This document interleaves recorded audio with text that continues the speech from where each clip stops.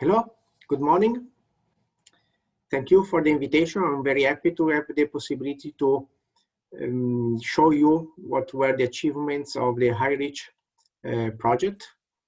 The project that I've been coordinating for the last 3 years on behalf of TRT, the Italian firm, consultancy firm dealing with transport and mobility. And we have been working with a team of 8 experienced partners across Europe, dealing with the topic of transport inclusion and equity.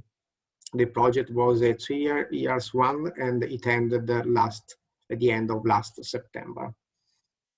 HiReach was main goal was to explore and develop new business models for collective passenger transport.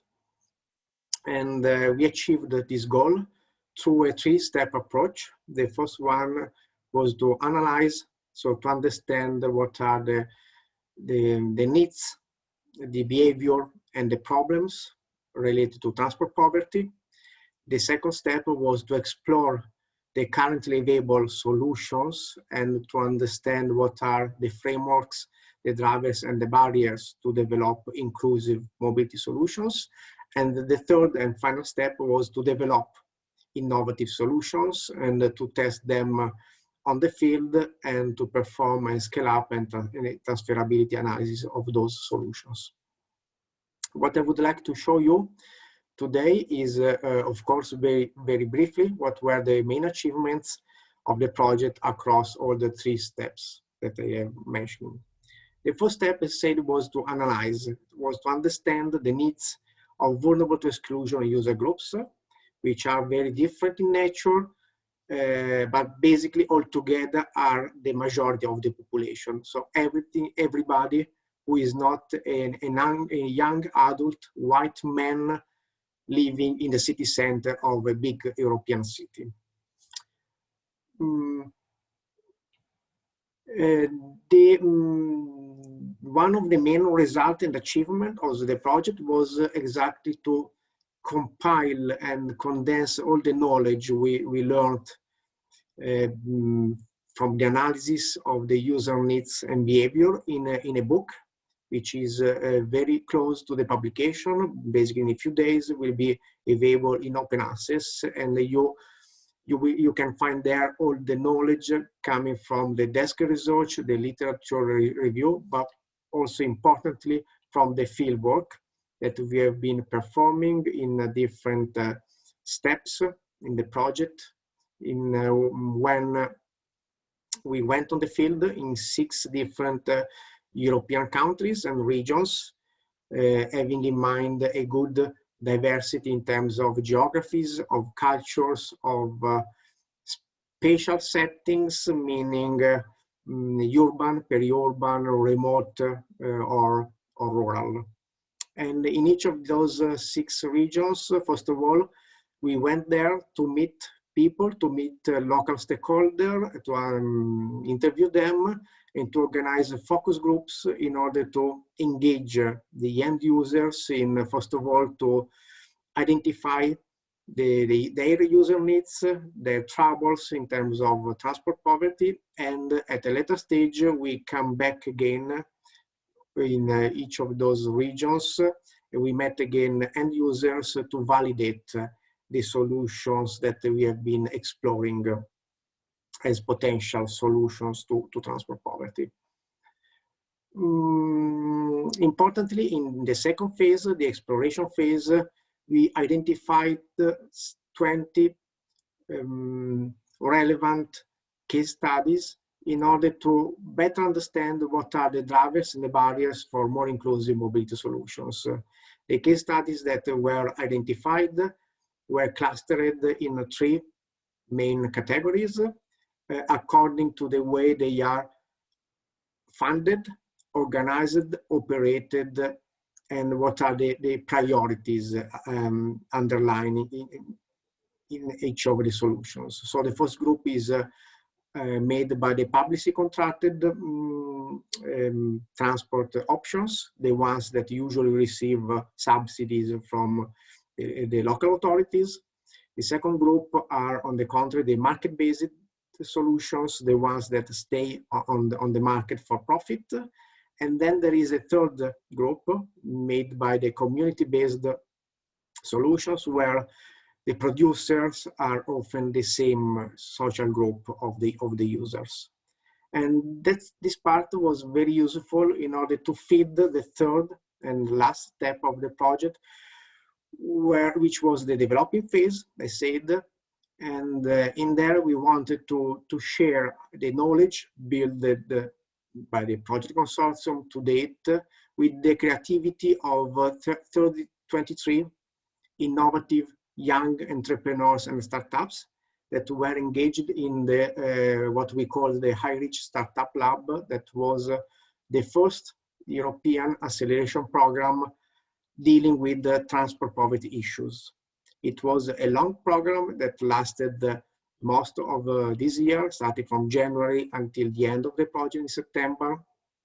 It worked across different steps with a funnel approach, during which the 23 initial startups were further selected in a first group of 10 startups.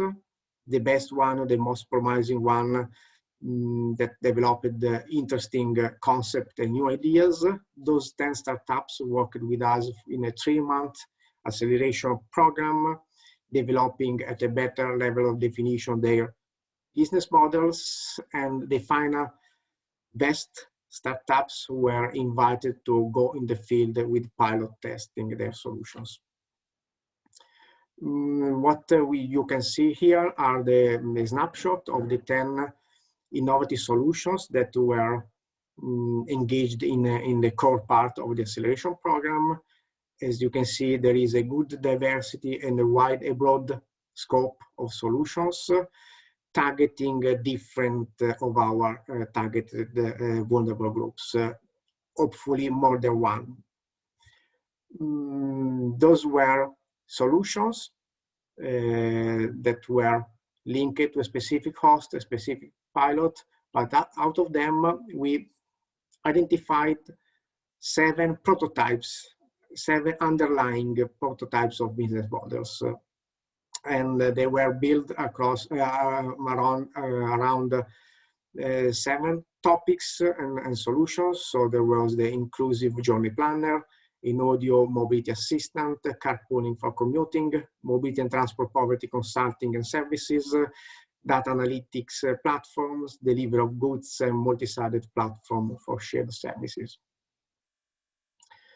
The final result, the final step of this HighReach Startup Lab was the pilot and testing of the 5 more promising solutions. And you can see there was Dreamways from Austria, who developed a sound-based navigation system for blind people, CityMaps from the UK, which was a platform for reduced mobility person, Childify from Spain with a children community transport, Hope Carpooling for everyday rides, dealing particularly with hospital during the pandemic, and Nemi, a company from Spain, who developed a platform for demand responsive transport for low density areas.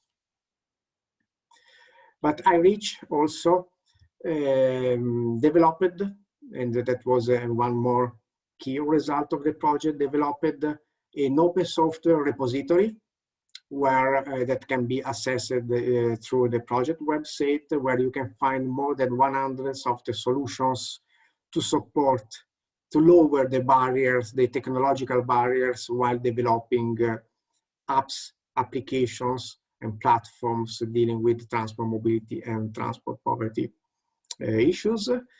And also importantly, we developed 2 new APIs, application programming interface, so pieces of software that are needed while developing broader applications.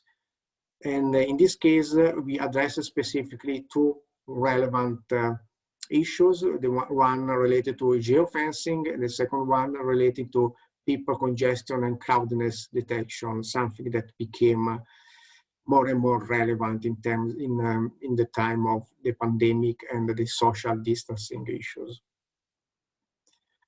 So a few elements as a final reflection, next steps. We are very happy that several of the startups that work with us, we developed innovative solutions with us, are now ready or are already in the market. They have signed or they are forecasting to sign contracts with the real operators or public authorities that will buy their solutions, and they will implement them in the field beyond the simple pilot phase. But also what we would like also to work in the future is to give a future to the High-Reach Startup Lab acceleration program, so the Startup Lab 2.0, replicating what we did in terms of acceleration program to support the developing of new solution, working with young entrepreneurs. Still, I mean, we believe that more research is needed to understand what are the long-term impacts of such acceleration programs.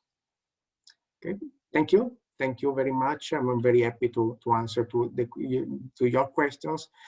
And I invite you to have a look to our website, where you can find much more details about the work that we did. You can find the deliverables, videos, informations about the analysis that we did, about the solution that we developed. Thank you very much.